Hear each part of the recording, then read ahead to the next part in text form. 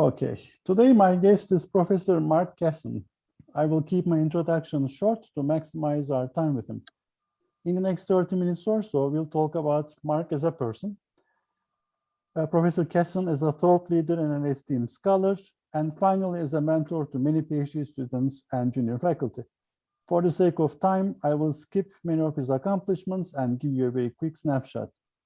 Professor Casson is a fellow of the AIB, as well as a fellow of Royal Society of Arts and of the British Academy.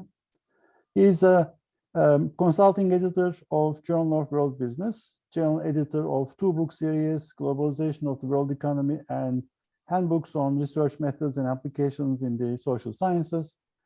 He was the president of the Association of Business Historians, and he serves on editorial advisory boards of International Journal of the Economics of Business, International Business Review, JEBS, Business History, International Entrepreneurship and Management Journal, and Multinational Business Review.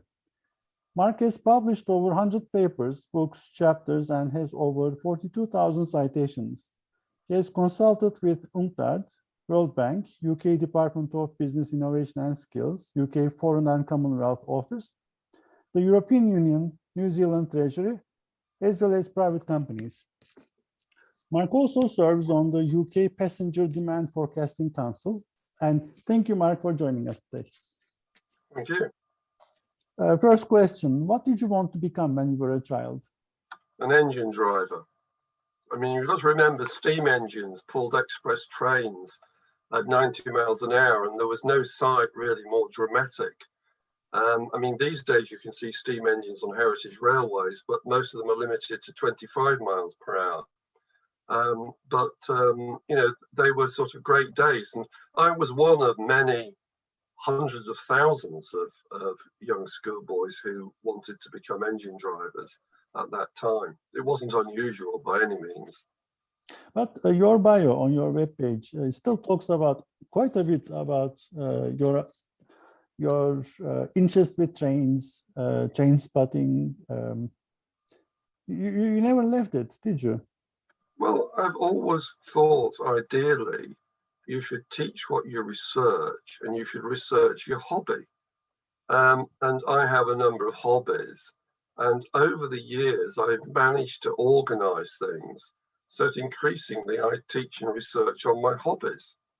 So in a sense, it's difficult actually for me to tell the difference between work and leisure to some degree. And that's actually been very useful during lockdown, because it means that, to me, lockdown is, I don't mean it's offensively, but perversely, you know, it's been quite a good time, because it's cut out the time I spend teaching. It's cut out the time I walk around campus from one lecture room to another. I just switch on the camera, do my Zoom meeting, do my Teams meeting, back to the work again. So from that point of view, I think if you can research your hobby, then you're on to a winner. And also, in fact, of course, it gives you that empirical grounding if you research a hobby, because most people, when they research hobbies, they are actually interested in the detail. So I have some colleagues at Reading, for example, who research sport. They're all sports enthusiasts. They all play sport. They support sporting clubs in their local hometowns. So they not only study sport as a kind of applied social science, they also sort of live it and play it as well. And I think IB scholars ought to try and learn a bit of that. They ought to research things they're really engaged with on a personal level. How did you choose to be an IB scholar? Well, basically because I met Peter Buckley. I mean, I never grew up wanting to study business or management or international business at all. And I was hired at Reading University as an econometrician, and I researched and I taught econometrics. About 4 years after I arrived in Reading, Peter Buckley arrived in Reading on a 1-year position working as a research fellow with John Dunning. And he and I became friends. But it's only after we become friends we started talking about international business. And when we did so, Peter came out with some really outrageous opinions about international business and economics. And I really felt I had to put him right. But he thought that I was a typical economist who was looking at the whole subject through blinkers fitted onto me by my training and brainwashing in economics. Though he'd been brainwashed as well, it has to be said. But and out of that, we developed a book, which was really a synthesis of the outcome of our debates. And because we're friends, we've always carried on as collaborators, but we don't have to collaborate with each other. Sometimes we do, sometimes we don't. It just depends whether something comes up or not. Recently, I've been collaborating with him again, but sometimes we go for years without co-publishing. But it's entirely due to that. There was never any moment when I thought I want to study international business. I fell into the subject by accident and never got out again. Good for us. So what's something not many people know about? What would be something not many people would know about you, something that you wouldn't put on your CV? Well, I think what people wouldn't know about me is something I would put on my CV. Because if you look at my CV, you'll see that my most recent book is a history of medieval Cambridge in the 13th century. And that's a project I've been working on with my daughter, who's a medieval historian. And we actually discovered some original documents in the National Archives. The archivist discovered them, but we were the first to use them, that revealed two things. Firstly, that property ownership and property rents and commercial markets in property were really extensive in the 13th century. And secondly, it showed that the town of Cambridge was 30% bigger than any other history of the town ever says, because the National Archives, shortly before we commenced our studies, discovered some additional documents relating to a part of the town that nobody knew existed. So in that sense, what you should know about me is simply that I don't just do international business, basically. That is one of the things I do, but it's partly because of the coincidental way I came into international business. I didn't give up my other interests when I went into international business. I just added international business to my list of interests. Thank you. If you stop doing what you're doing today, what would be the second best career path for you? I think I've become a heritage consultant. There are a lot of people who work on using heritage in terms of old mine workings, old factories, the legacy closed railway lines, and they interpret them and they bring them to life again, and they explain their significance to a younger generation. So basically, I think that would appeal to me. I mean, I'm quite interested in presentation and design and in art. And I think heritage brings together the history, the artifacts, and the presentation. So I think I could, make a reasonable fist of a career in that. True. Do you collect anything? Well, I have a very large collection of books which I gave away to a charitable trust called the Business Enterprise Heritage Trust. It has a total of about 50,000 books and monographs on various aspects of business and economic history. And we've got the libraries of about 17 scholars. So we have, for example, Alan Rudman's library. We have the library of Bob Pearce and a number of other scholars. A number of people have sort of left their collections to us in their wills. One of the things we offer to people who donate their books to us is we will never dispose of them without consulting their heirs or successors. The reason why I set it up was because I've always collected books, and you get to a certain point where you think, well, what's going to happen to these books eventually? And the old answer was leave them to your university library. Until about 30 years ago, that was perfectly secure. But then libraries started decluttering, delayering, bringing in the IT and chucking out the books. And I began to realize that my books would not be safe in any university library. Indeed, these days, if you want to leave books to university libraries, they often demand six-figure sums of money to pay for the costs of cataloguing and preserving access to them. So really, if you're a book collector like I am and a sort of scholar, then you've got to find somewhere safe to put your books. And so I set up this trust basically as a safety net. It's quite well endowed now, and it supports scholarship. People can visit it, just need to make an appointment. So it's up and running. And as I say, it's a very good repository, because not only do we have the books, but we sometimes have original papers. So we've got a lot of the academic papers of scholars, including copies of unpublished works, including, you know, early rare editions of the first book they ever published that nobody ever read, and that sort of thing.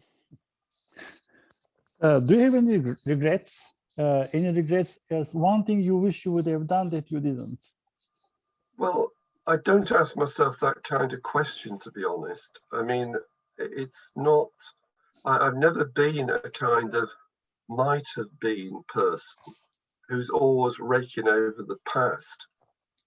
I know it's a bit of a cliche saying you should look forward, but I mean, you know, in economics, bygones are bygones. Sunk costs have been sunk. History can't be rewritten. You've just got to move on from where you're at.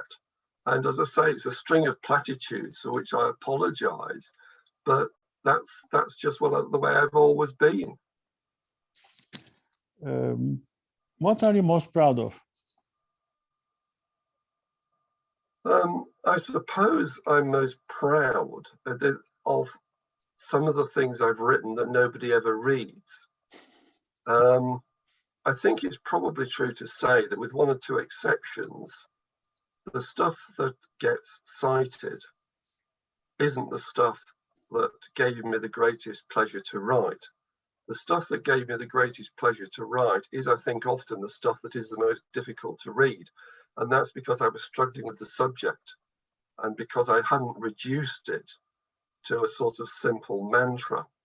I think these days in academic life, unless you can do a sort of 100-word summary and a 1-page digest and a 3-page thought piece, nobody's going to take any notice of what you've written.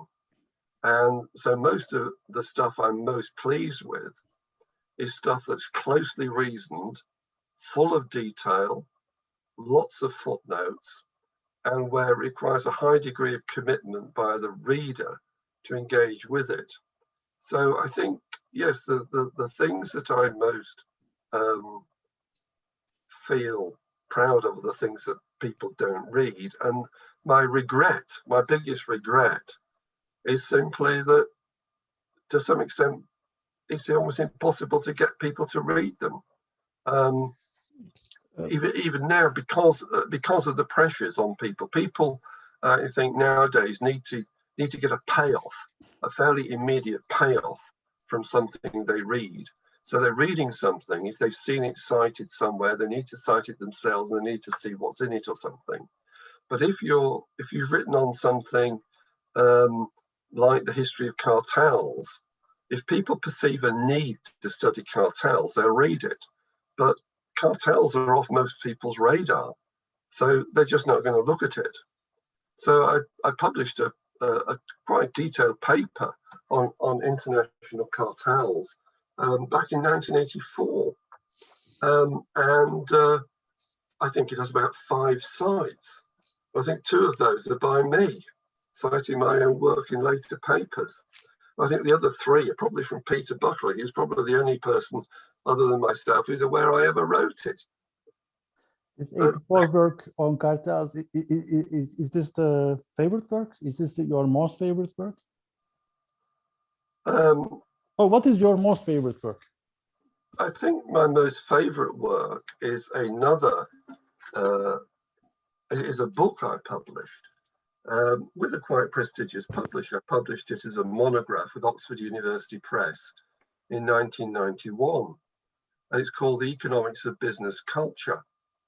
And it looks at how decision-making is framed, how the choices people make depend on the framework you suggest to them as to how they might think about what you've asked them to do.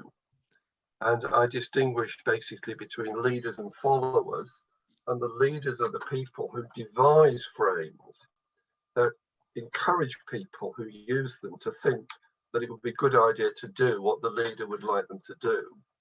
But they may not be aware of the fact that the frame was planted on them by the leader in the first place.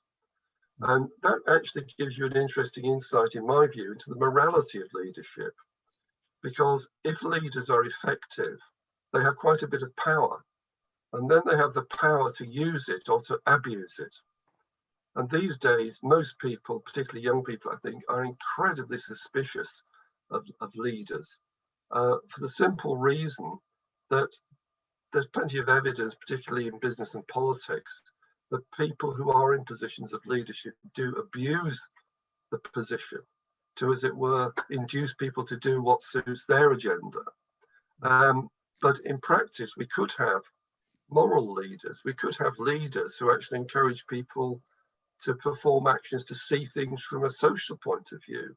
And I think this kind of framework would actually be very useful to, say, the IB profession in discussing issues of responsible business, business ethics, business and the environment, and that sort of thing. Because by providing a framework for analysing decision-making by followers under the influence of leaders, it gives you a kind of analytical handle on these issues of what do you actually mean by a good leader. The leader has to be effective, but the leader also has to be moral. And both are required. So that would be the thing I think that I've written that I'm most pleased about, that's really had no impact. And I think the answer partly is just timing. At the time that book was published, people were all excited about other things. And so nobody really noticed it because nobody had a need to consult it. Now there's a need to consult it, but it was published ages ago. So why would anybody want to consult something written so long ago? It must be out of date, surely. So that's the way things are, and you just have to accept it. I don't spend my time plugging this book. I mean, and what I've just said to you, you're the first person I've discussed it with in about 10 years. But I mean, I do think that that's characteristic of the way things are today. Time is more and more scarce, and people are more and more ruthless in allocating their time to instrumental reading rather than reading because they're curious. Thank you. I'll look for this book. About IB research, what are the top questions that are understudied or variables that are underutilized in the field? I think what's underutilized in IB is simply the technique of modeling a system. I don't think it's a topic. I think it's a method of study. What worries me a lot about publications in IB is that it doesn't seem to me they usually actually prove the point. Certainly, if you asked a logician or a mathematician, they would say the papers are merely suggestive. They present plausible arguments, which sound very reasonable. And they're supported sometimes by regression results that, to a degree, tend to support the hypothesis advanced. In some cases, you feel the hypothesis was invented after the results were known. But it doesn't convey to me the kind of rigor and the kind of confidence that I would like to place. I don't think you could say approve a vaccine on the basis of the quality of data and the quality of analysis we normally apply to propositions in IB. So what the topics are, I don't really mind. There's loads of topics in IB that haven't yet been subjected to really rigorous analysis. So in many cases, we don't actually know on grounds of theoretical modeling what are the variables we ought to be considering in principle. We very often just consider the variables on which we have some measurements. And so my cutting edge of IB development is actually in terms of building a repertoire of theoretical techniques. We already have in IB a good repertoire of what's called research methods. If you look at the literature on research methods, you'll find there's all sorts of ingenious ways of carrying out interviews, increasing participation rates on your social surveys, all sorts of different software you can use to analyze different systems of regression equations with quantitative or qualitative binary or continuous variables and so forth. But there's been relatively little determined effort to advance the theory of IB in terms of formal modeling. Much of the formal modeling in IB, I regret to say, dates back to the 1970s and 1980s. And around it and from it has developed a lot of spin-off material, but it doesn't have the same tight logical structure as what we used to have. And I often notice this when people, raise the subject with me of internalization theory. And I sometimes think that what I'm talking about and what they're talking about under the same name are two really different things. Because internalization theory was an economic theory. It was about a trade-off between alternative management structures or alternative organizational forms. It involved optimization, subject to the set of feasible organizational options available to you for coordinating activities. It was a very general theory. Indeed, I've often been quoted as saying by people, the theory of the multinational enterprise is just the theory of a multi-plant firm in space. And that's still how I view the multinational, 40 years down the line. But I don't see that kind of quest for generality, for intellectual rigor in much of the writing these days. There's stuff branded internalization theory, which actually doesn't really engage with that issue at all. And I think that, so this is what bothers me, and this is where I think the opportunities lie. It's not in finding new variables or hot topics. It's in actually improving our theory and the methods we use to develop our theory so that we can take our place amongst mathematical sociology and economic theory and hold our heads up and say, it may be international business, mate, but it's still the same standard of rigor that you expect in your discipline. Why is that? Well, why did the field evolve this way? And obviously you're mentioning that we have lost a lot of things since 1970s, 1980s. Why did the field evolve this way? I'm not 100% certain, but I'll give you a view. There was always a tension in IB between two schools. One school were American business school academics who'd got their jobs in the 1960s because they taught on programs which trained American managers who were going abroad to manage the subsidiaries of big US companies.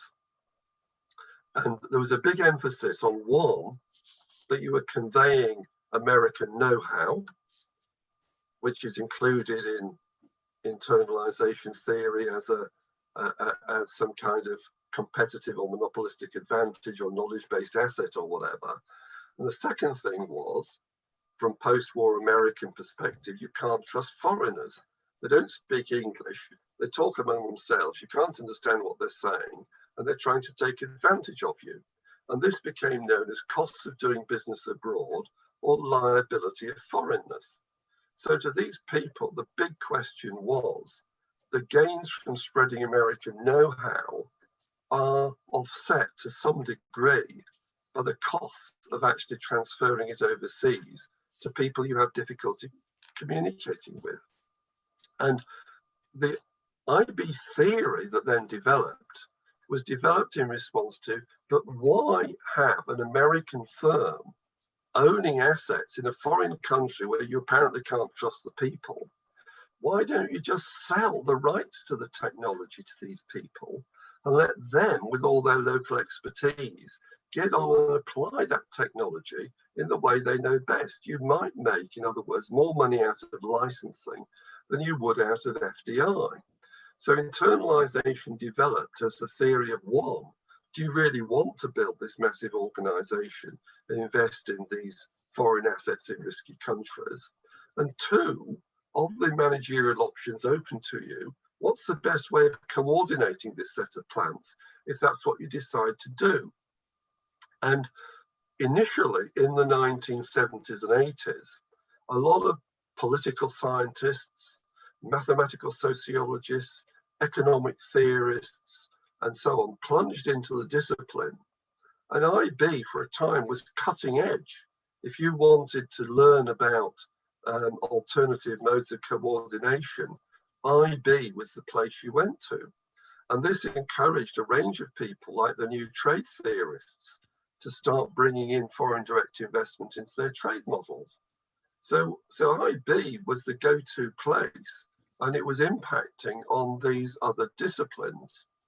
But what then happened was that as the business schools grew, it proved increasingly difficult to incorporate this intellectually challenging material that was the original internalization theory into the business school curriculum.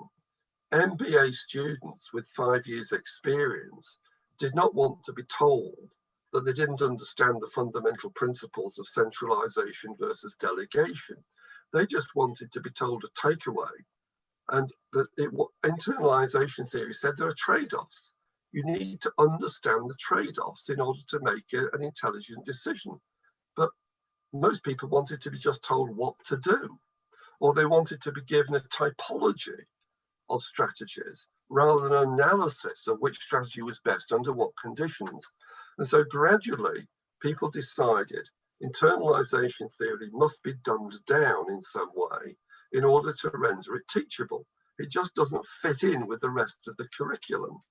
And as competition against other departments in the business school, the strategy department, the HR department, the marketing department, IB had to hold its own. And so it produced its own brand, which it called internalization theory. So the brand name remained, but the content, much of it was chucked out. And so that's essentially, in my view, what happened. And now we're stuck because by chucking out some of the core content, we've lost the capacity to develop the theory further. We've thrown out as unteachable certain crucial elements of the theory, which we need to bring back in so we can advance the development of the theory. So that's the way I see the opportunity. That's why I said in response to your previous question, the cutting edge is theory and theory development rather than new applications, in my view. Mark, this covers most of the research questions. This was golden. Thank you. About advice and mentoring, what was the best advice you received when you were going through the program?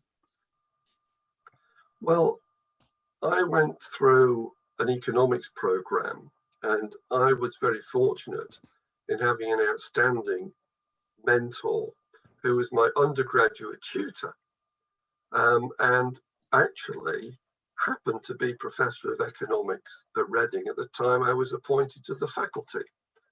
And in fact, I was up against, for the job, there were 2 candidates invited for interview. And when I arrived at Reading for my interview, it was the first job interview actually I'd had after, being in the final year of my postgraduate study. Turned out I was up against somebody who'd written a textbook that I'd studied from. And I thought, I was so thinking I might stand a chance with this job, and now I stand no chance at all. Well, after the interview for 10 days, I heard nothing. And then I got a job offer, and I never knew what happened. But the person in charge of the interview process was my personal tutor from my undergraduate days at Bristol.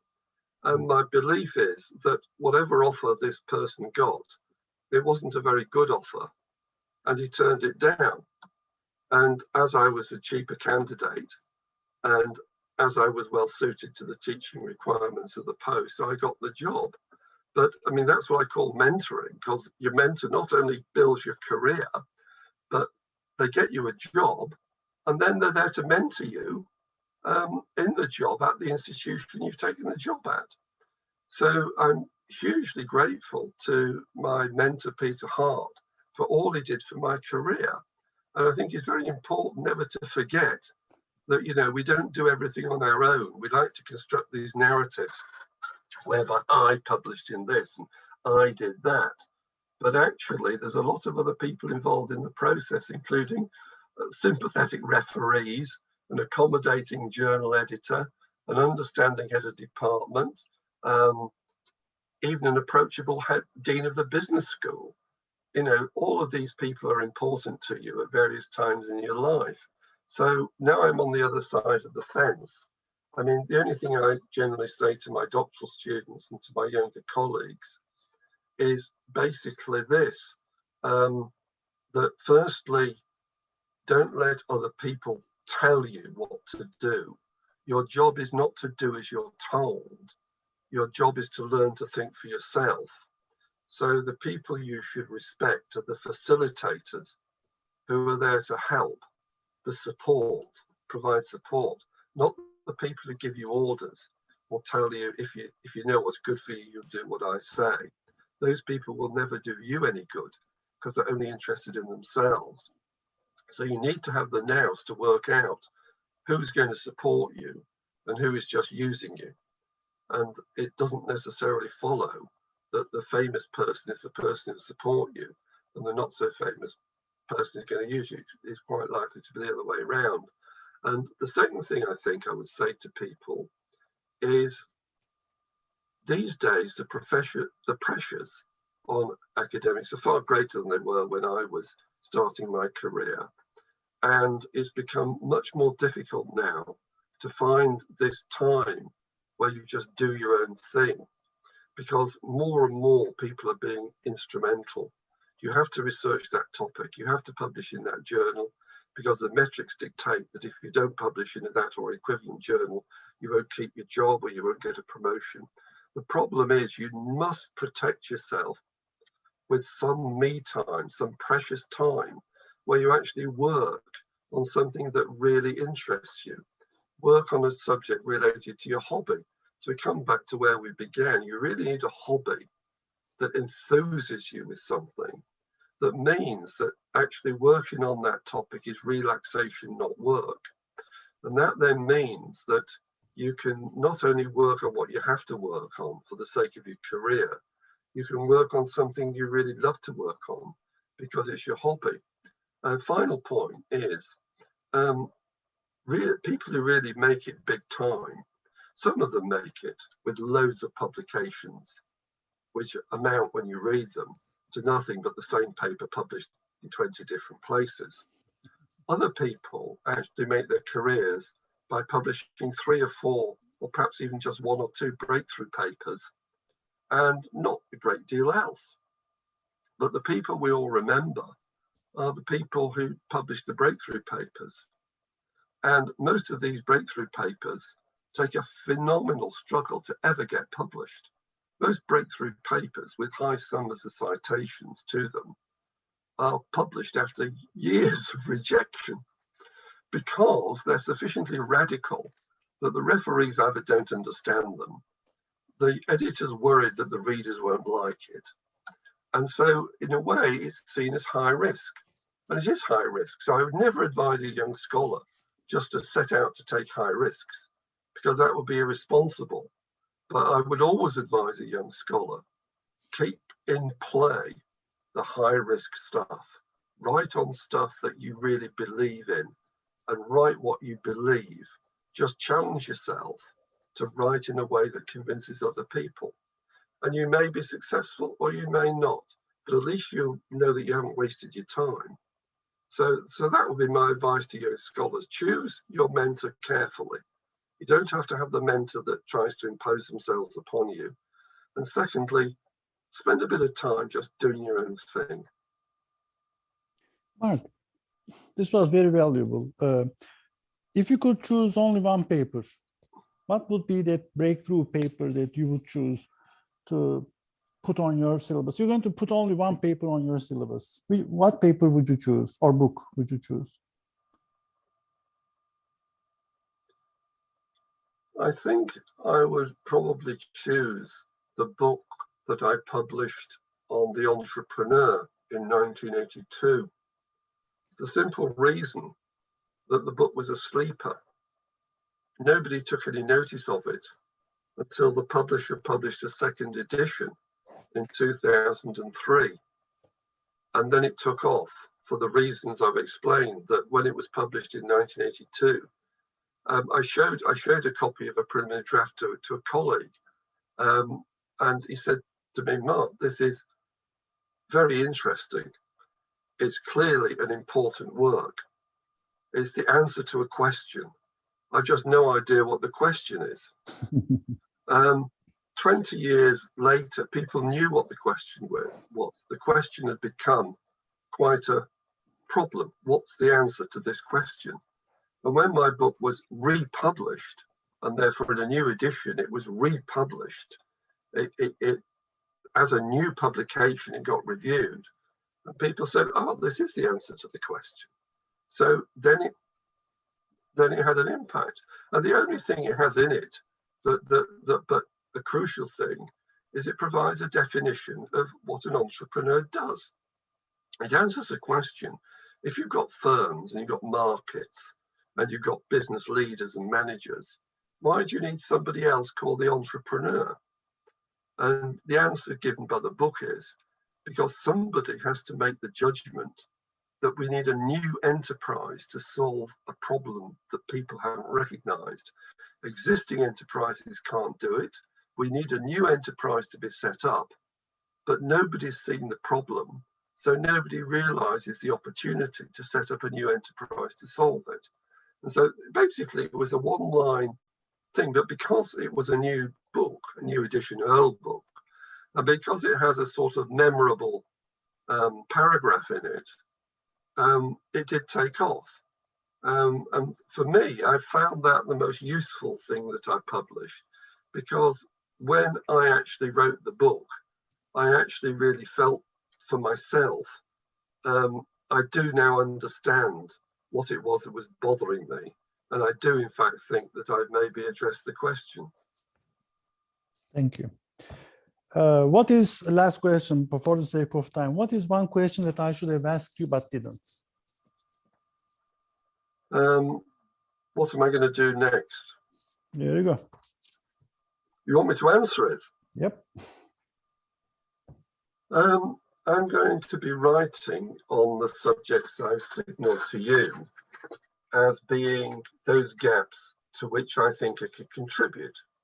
So I've just submitted to a journal a paper with Peter Buckley, revamping the debate on cartels and discussing whether if the world economy deglobalizes, will we go back to the deglobalized protectionist world of the 1930s? And if so, will leading multinationals reinvent themselves as multinational cartels? In other words, they'll divest their assets, but retain coordination and control over them through cartel arrangements with indigenous firms. So that's one thing I'm planning to do. Another thing I'm planning to do is to look at an evolutionary theory of IB, which basically charts the evolution of international business continuously from the medieval merchants of the 13th century to the modern multinationals, including emerging market multinationals and everything else of the 21st century. And the idea will be to identify why and how the multinational, its structure, its size, its organization, its financing changed over that period from a guild of merchant adventurers in a coastal town to, you know, the kind of enterprise we know today, such as an Apple or a Facebook. And we'll identify the key changes, the key historical changes that led this organizational form to morph in different ways from what it was 700 years ago to what it is today. And I've got a paper that's a revise and resubmit with my former doctoral student, Teresa de Silva Lopes.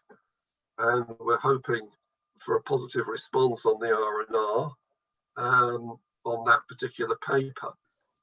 I mean, I could go on because I've got, due to COVID, I've actually got about 3 or 4 other papers in the pipeline too. But I think those two illustrate what I'm doing. I'm trying to pull together different aspects of MNE's theory and history to basically satisfy myself that it all does hang together, that the theory we have developed for the 20th century MNE really will work for a 14th century MNE, that if we take the drivers of change we see today and project them back into the past, do we need to introduce additional drivers of change, or is it basically the same fundamental drivers, such as scientific and technological progress, that worked back then, but just with simpler technologies being involved? And the answer is, to some extent, yes, but that's not the whole story. So, I mean, I'm just really trying to sort out the paradoxes and anomalies that to me still remain in the subject, in conjunction with others, because now I publish very much in conjunction with other people. But of course, most of these people are my former colleagues or former doctoral students, although I have made friends with quite a few other people that I publish with who have no other connection with me than they said hello to me at a conference, we had a coffee together, and one thing led to another. Thank you so much for this beautiful, very informative interview. Thank you so much. I learned a lot. I'm sure the audience will agree with me. Thank you for your time. Well, I think I learned a bit listening to myself, actually, because I said some things that rather surprised me. So thank you to you for provoking those thoughts. Thanks.